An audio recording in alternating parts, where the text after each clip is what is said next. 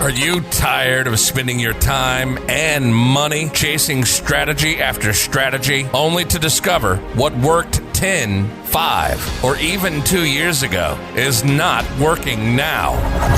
Things shift fast in the online space, and if you're not keeping up, you're getting left behind. It's time for something different. Welcome to the Marketing, Media, and Money Podcast, where every single episode will be jam-packed with proven, profitable strategies, behind-the-scenes secrets, and what's working now resources from industry experts and global influencers to help you scale your business, shorten your learning curve, and stand out in a crowded, noisy marketplace. And now, your host, award-winning marketing and media strategist, and international speaker, Patty Farmer.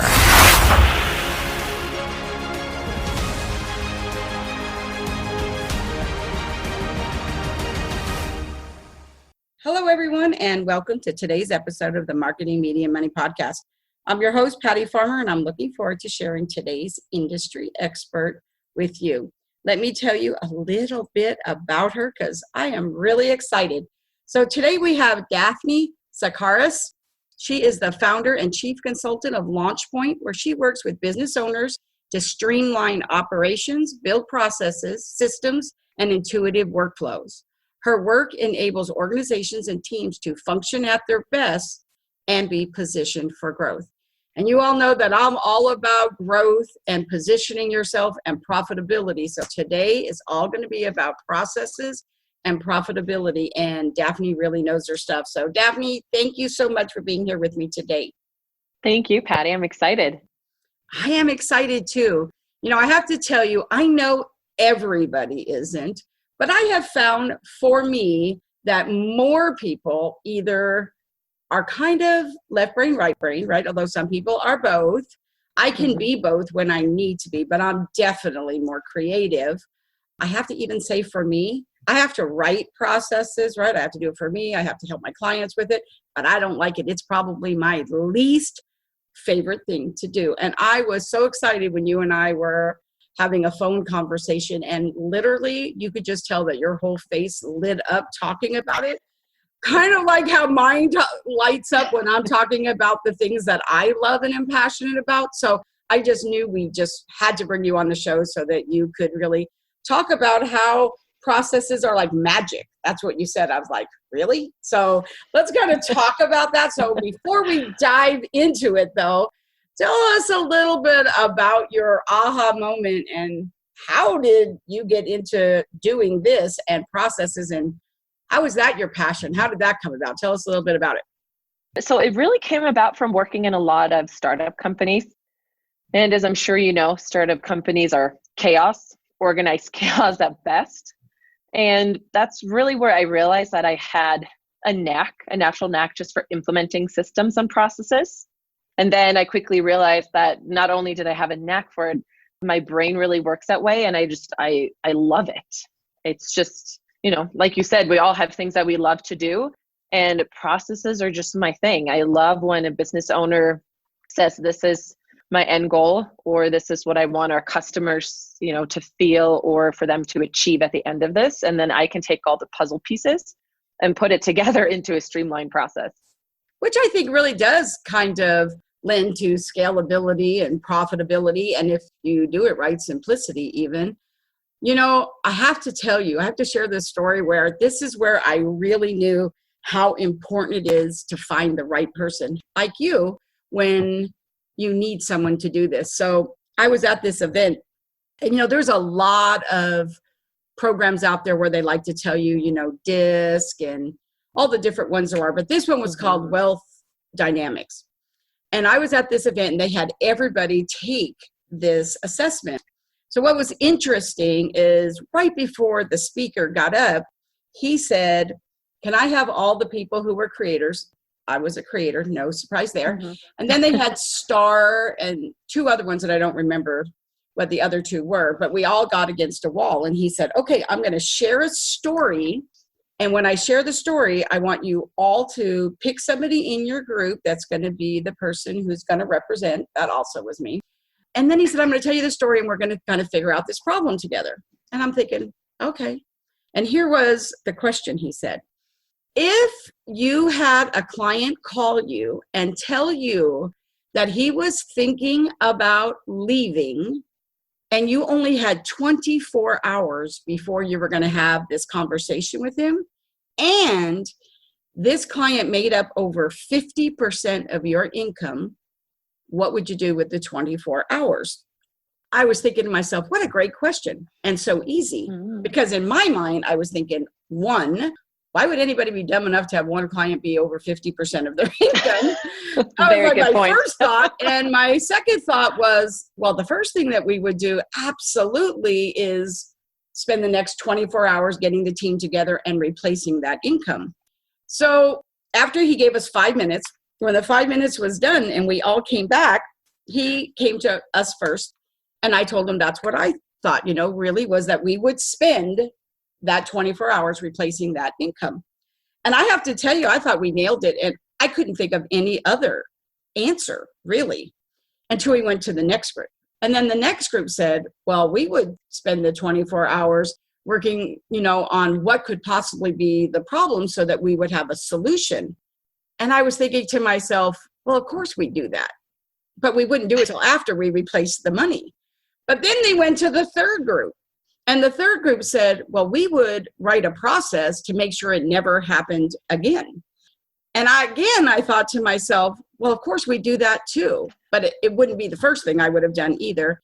And to tell you the truth, I can't even remember what the fourth person was. But the third person really kind of set me back that somebody would think that that was the number one thing to do. So now we all come back, everybody says it.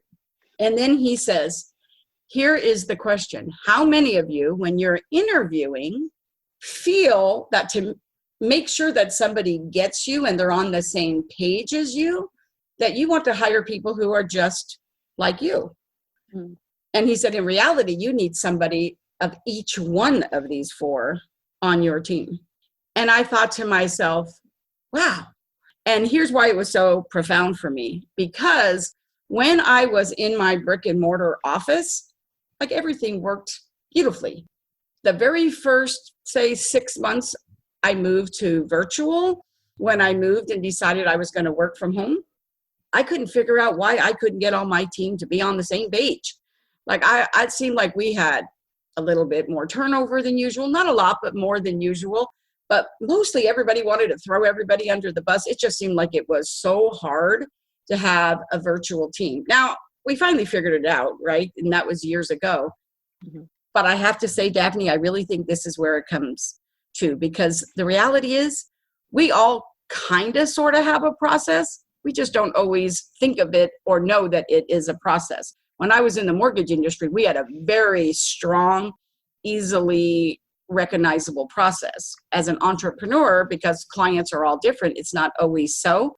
But I have to tell you, that was an eye-opener for me on how really knowing processes in everything you do and how important they are and how they really do lead to profitability. So I know that was kind of like a little bit longer story maybe, but I really recognized that day, and that was probably about 10 years ago, and it really changed how I did my business. And I really started looking at everything and thinking, what's my process here? And how much easier it works when there is a process. So can you take us through when you apply a process correctly, right? And deciding what that process is, what are some of the things that you need to look at, or maybe questions you need to ask yourself? So I like to, go through a few different steps there. First off, like any company usually has anywhere from 4 to 9 key processes. And some of those are really, span any industry or business. And some of them are really specific to what it is that you do. But just take some time, write down those processes, and then take some time and assemble your team and assign a specific person that's accountable for every process. And that doesn't necessarily mean that they're the boss and they get to change everything, around that process, or they get to fire someone if they don't follow the process. But it basically means that they're the keeper of that process. So if something comes up that's not working or needs to be flagged, they're the person accountable for making sure to do that. Another really important one is to put some KPIs in place to track the process.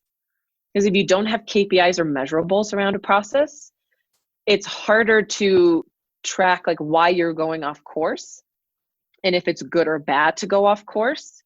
And then 4, which is my personal favorite, which is mapping the process, which you want to get a team member from every department that's involved in touching that process. And also, if you can get a customer or 2, that makes it even better. But then you could use a program like Lucidchart, or you can get awesome color-coded sticky notes, which I love. And you really map out the process from start to finish. But then you go ahead and you start eliminating, which is really the most important part.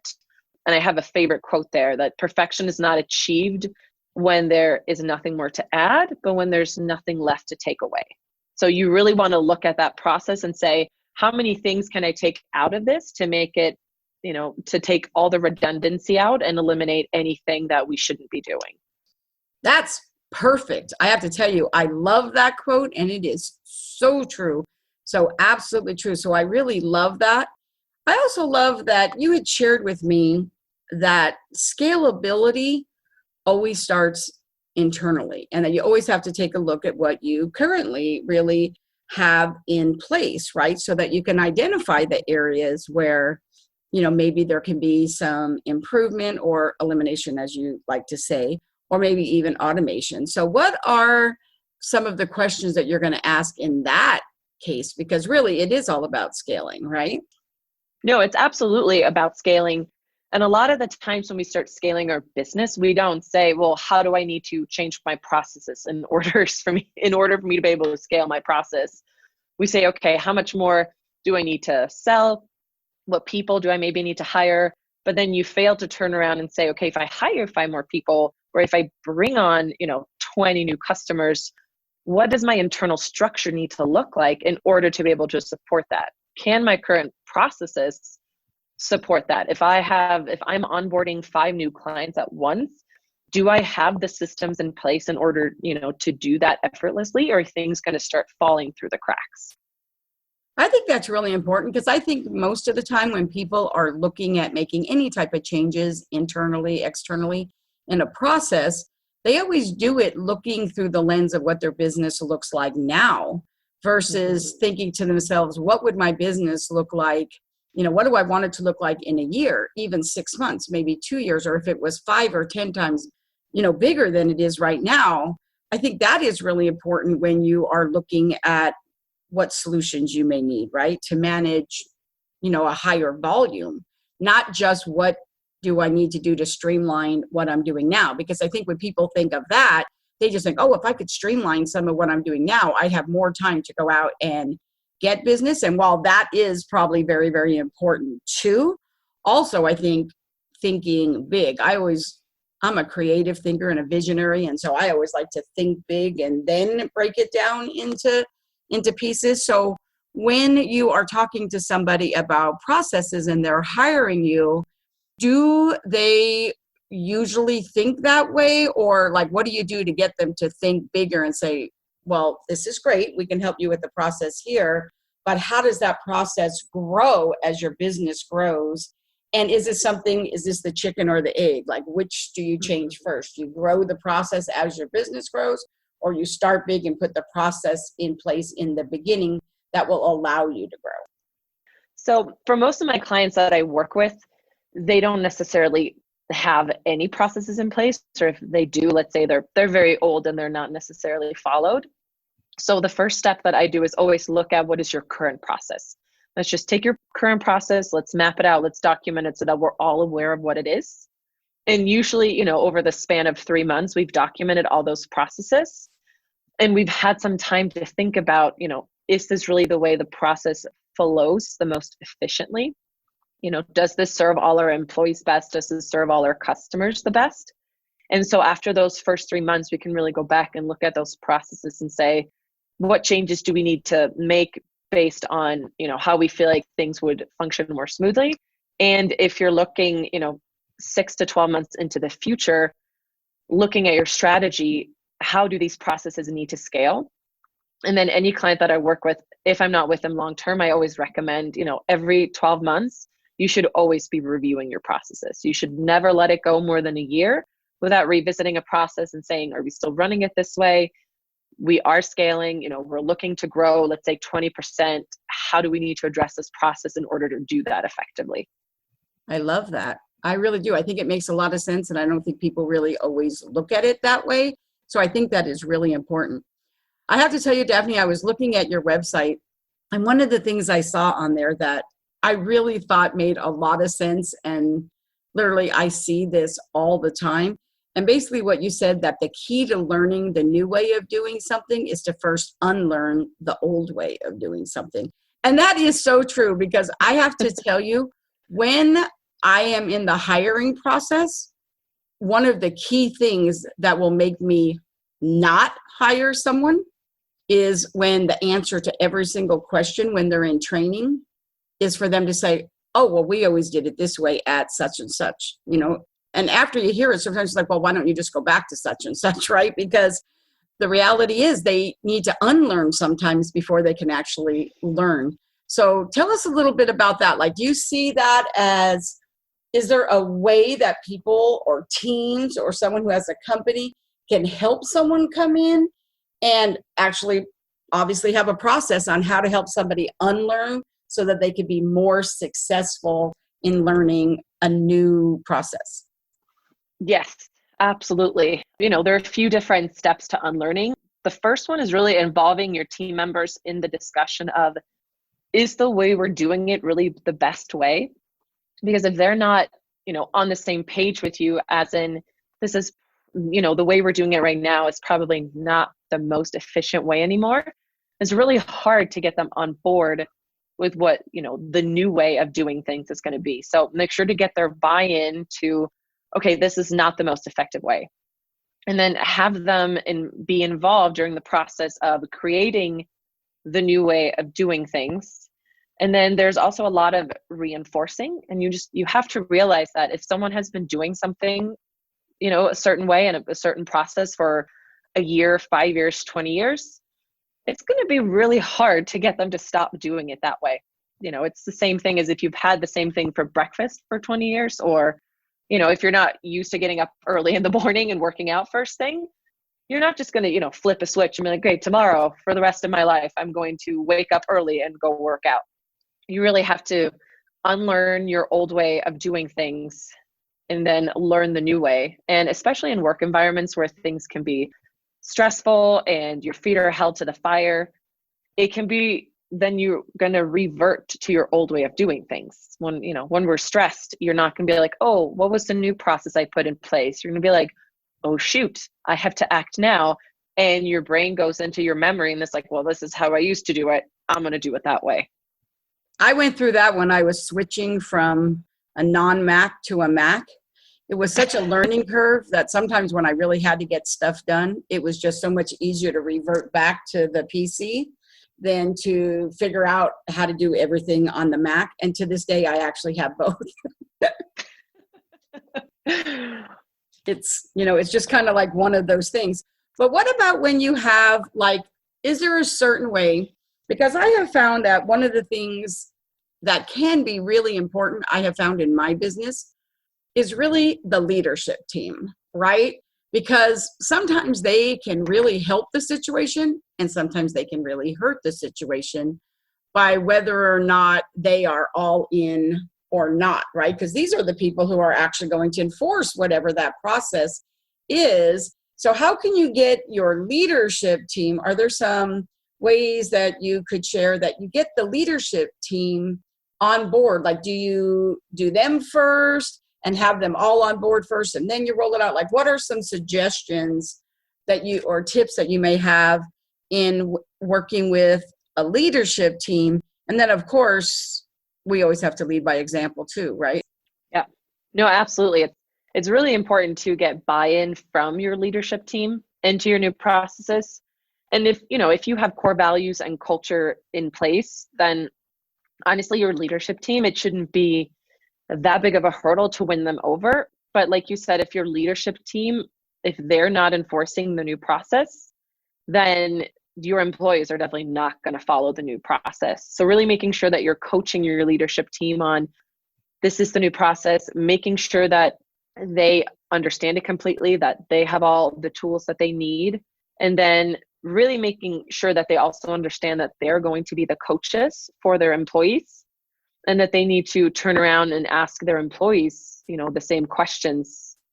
Do you have everything you need to do your job? Do you understand this process? If you don't understand and if you don't agree with it, let's sit down and let's talk that through. That makes a lot of sense, because I think a lot of times there can sometimes be a gap, right? There's a gap between your people and the process, right? And so you really have to close that gap. What are some strategies that you would have that you could share that would bridge that gap? Bridging that gap, one is, again, really make sure that you involve everyone when you're creating a new process. If you feel like you have a say when when something new is created, then you're going to get that buy-in really early on. And then doing the trial and error to say, like, this is not, set in stone and we're just going to go ahead and do it this way. We want your continuous feedback. That also works really, really well. And then again, like with unlearning, make sure that you go through the process of unlearning and having, have patience with your employees, and then just really revert them back on track. Go back and ask them, do you have all the tools that you need to do your job? Do you understand how this process is supposed to flow? And just really supporting them as coaches versus thinking that you're their, a lot of people say like, oh, I'm your manager and you're my direct report. And I really like to say that I'm your coach and you're my direct support. Absolutely. So processes are like magic. I've heard you say that, right? Processes are like magic. So when does the magic happen? So really honestly, you go through these different processes, right? And then you really want it to work like magic. When does that happen? Are there some steps so that this way people don't start, if they're listening, they're not starting to put this into place. And, maybe in the beginning, it doesn't seem like magic at first, right? Like a lot of times when you start doing something new, right? So tell us a little bit about when is it going to work like magic? What are some of the results they can expect to see when they can start really realizing that, oh, the magic is starting to happen? So, when you can say my processes are like magic, you should really be able to see a lot of simplicity across your organization. You should be able to feel like you have room to scale. You should be able to feel like your people are more efficient. Say that, they had 120% of a workload and now they're scaled back to 80% because it's not guesswork or reinventing the wheel every time. They're really efficient in their work. And then honestly, you should really be able to see a difference in your bottom line as well. Every client that I work with, I tell them that if you're implementing processes that work for your business, so you should be able to see, a 30% increase in your profitability. Well, who wouldn't want to see an increase of 30%, right? So we love that. Right. Now, here's what I really kind of want to know too. A lot of my audience has employees, but some of them are consultants and they outsource and they have 1099 people, and they have a virtual team. And I know that when you're going to roll out a process there, when you're doing processes, because I know, you may have a VA, I have a VA and I have somebody who helps with copy, and I have a graphic person, I have a podcast editor, I got a lot of different people on my team, some employees, some not.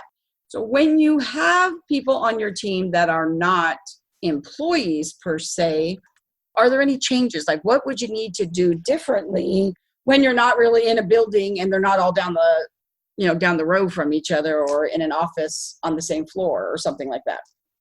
It definitely gets a little bit trickier when you have 1099s. It gets tougher to enforce, processes because they're not necessarily your employees. I think a really good way is to make sure that in the interview process, you tell them that you have a certain way of how you run your business. And if they're not willing to come into, that system and process of how you do things, then they're probably not a good fit for you. And then two, when you're working with a remote team, it's just really important to have those online tools that can really facilitate how you run your processes, whether that's a CRM or project management tool, or maybe a little bit of both. There are great ones like Process Map, Process Street that can really walk, or Monday or Asana that can really just walk you through a process, and you can build templates and deploy them, and you can put due dates and assign people, and it just makes it easier when you have a remote team and you can't just pop around the corner and be like, hey, where are you at on this project? Or you can, track it virtually and you can make notes and whatnot. I think that can really work. I know that different people that I have worked with have different ways, so all of a sudden, it's really kind of funny, but when I'm going to work with someone, like they sometimes want to tell me what their process is, right? I'm like they want me to learn their process. And I'm like, no, right? Like sometimes it makes sense and I get it, right? But I have found that if I have a certain amount of tools, right, that I have found that I like to work with, and it's kind of part of the onboarding process, right? And that's a process, right? The onboarding process that you can do. And I know that, I have a few people that work for me that really love Trello, and they have the whole process written in there, right? And I'm okay with that. And some of them like Basecamp, so there's some different ones that people like, but I do think it is really important. So let's shift gears a little bit when we're talking about entrepreneurs, consultants, or somebody who's service-based. Mm-hmm. One of the things is, I know a lot of times, this just recently happened, where one of my clients and several of potential clients had talked to me and said that they really wanted to create, say, a course, right? They wanted to have a course, and it was going to have like 12 modules. These are just examples, right? Mm-hmm. And they were like, okay, I want to do that. Like, Patty, how do I put that together? So of course I could help them with that, but they had no process, like zero. Like they were just like, oh, do I just have to like rewrite it for like every person? It was so funny that like literally in their business, they could do this, but they just didn't know how to. It was kind of like algebra, right? You learn it, and when they give you the worksheet and say, here, do these problems, you can get them all right. But when you have to take it and now apply it to something different, they were like, oh, well, how would I apply that process if I was creating something like a course or something like that? So from an entrepreneur point of view, how can they simplify something like that to make it be magic? So honestly, I would say for a course or anything you're doing as an entrepreneur, you can really build it out as a process as if you were, a big company. And I feel like as entrepreneurs, we can sometimes shoot ourselves in the foot and we make things a lot more complicated than they have to be. And we take 10 extra steps that we don't necessarily have to take. So I think it works really well to, work with something, again, like Lucid Chart, or go ahead and whiteboard your process, but don't make it more complicated than it has to be. Really think about it. If I had to do this as simple as possible, what are the absolutely necessary steps that have to be a part of this? And what are some optional ones that if it was best case scenario, or if I had another 20 hours to work on this project, but don't make it more complicated than it has to be. I think that makes a lot of sense. And sometimes people, sabotage themselves by getting in their own way. We hear about that a lot, right? And sometimes it's just a mindset shift. But really building processes so that you can scale your business now, no matter whether you have employees or not, getting them in place now seem like they would be magical if you just had them in place now, right? We're just using that magical. I feel like Gwen Stefani, she uses that word all the time. So I think that like really putting those in place really makes a lot of sense. So if they were going to start, like say maybe they really were looking at their processes, and so they're hearing you and they're like, oh, wow, I need to go look at my processes. And so they started looking at their processes and they realized, wow, my processes are all across the board. I don't have a very distinct, which basically means they don't really have a process, right? So, I'm kind of all across the board. So if they were going to say, you know what, I really want to do this. This is something I believe will really help me to scale my business. This is just such a more efficient, simplistic way to do it. where would they start? What would be the first step, the very first thing that they should do if that's what they decide they want in their business? So I would go back to the first step that I mentioned earlier, to get out a piece of paper or a whiteboard and just to write down those 4 to 9 key processes that your business has. And you probably have sub processes underneath that, but you're not going to have more than 4 to 9 key processes. And you can't really start with the granular ones until you have your base processes put together. So I really say that's where you need to start, because those are just usually the ones that are easier to map out, because there's not as much guesswork when it comes to that. Like, what does your, billing process looks like? What does your, sales cycle and, process look like for that? And it's usually a lot easier to build those out and say, okay, here are the, 10 steps or 20 steps that are part of this process. And if it's just myself as an entrepreneur, these are the actions that I need to take. Or if I have a team, these are all the different people that are involved in touching it. And, from there, you can start getting more granular into those sub processes, but really start with the key ones and don't worry about anything else until you have those in place. That makes a lot of sense. So Dafne, what are a few of the types of businesses that you love working with? So tell us who that ideal business is that that you just really love working with.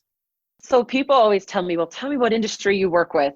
And it's hard for me to say what industry, because to me, it's really all about the business owner. If the business owner truly loves what they do and they're really passionate and they're looking for that growth and they're looking for a partner to come in and just take their business to the next level, that's really who I love to work with.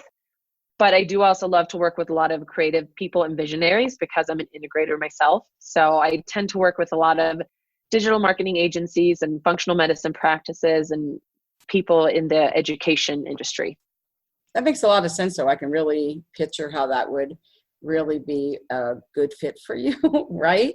Because I know that when I knew that we were going to do this interview today, I was thinking to myself, what are some of your favorite processes? And I was asking myself, what are the ones that I see people do badly? Right? Like over and over again, like so obviously, right? And a lot of that is even in something as simple as networking, right? Mm-hmm. You and I belong to a networking organization. That's how we met. And within that, there's always like a process, right? For me, there's always like a process in what I do and how I connect people and how I listen to what people are looking for and how I do introductions, because I don't want to waste my time and just do an introduction, right? So I have a process and criteria that I look for and questions that I ask. So I think people would really be surprised that a lot of them do have a process that they don't really realize. And then I think some of them would be really surprised to realize that, maybe they really need a process in some of the most simple things that they do. So I think that is really something to look at. And I think that for some people who may have just the word process might be going, right? Kind of focus on how process leads to profit, right? Because people want to know that, right?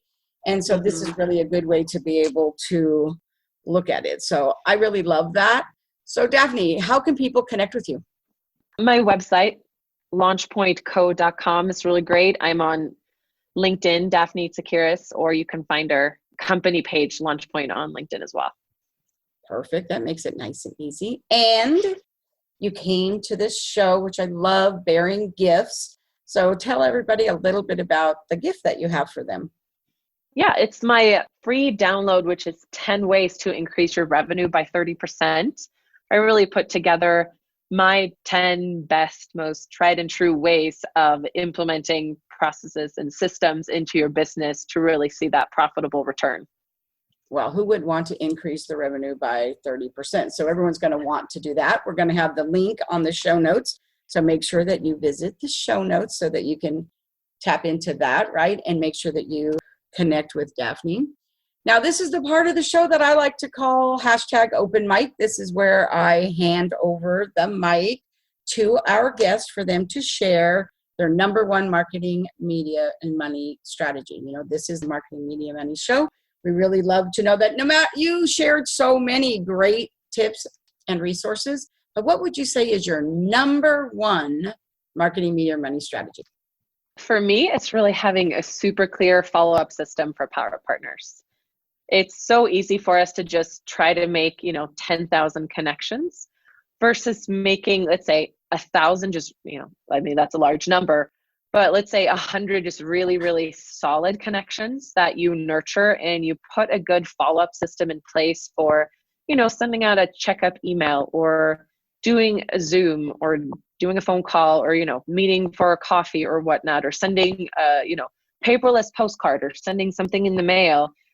Because at least for me, those power partner connections and nurturing those connections is really one of the main things that grows my business. It is for me too. That is really a good strategy. I think that a lot of times people don't really realize. I know for me, I've done well over 1,000 introductions in my business to people, and I'm very, very careful and have a criteria in how I do them and a follow-up system. I have to say it's literally almost crucial to your business.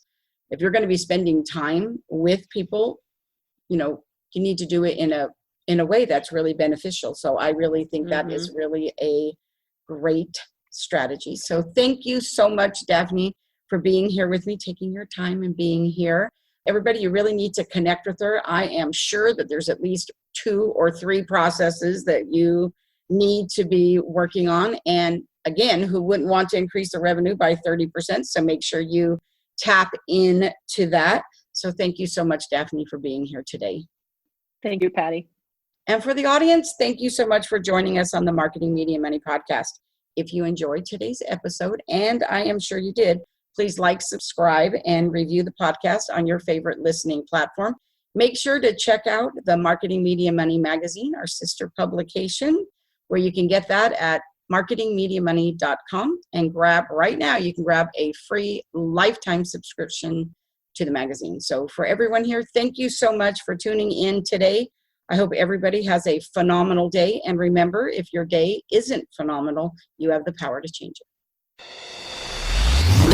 Thank you for joining us today on the Marketing, Media, and Money podcast.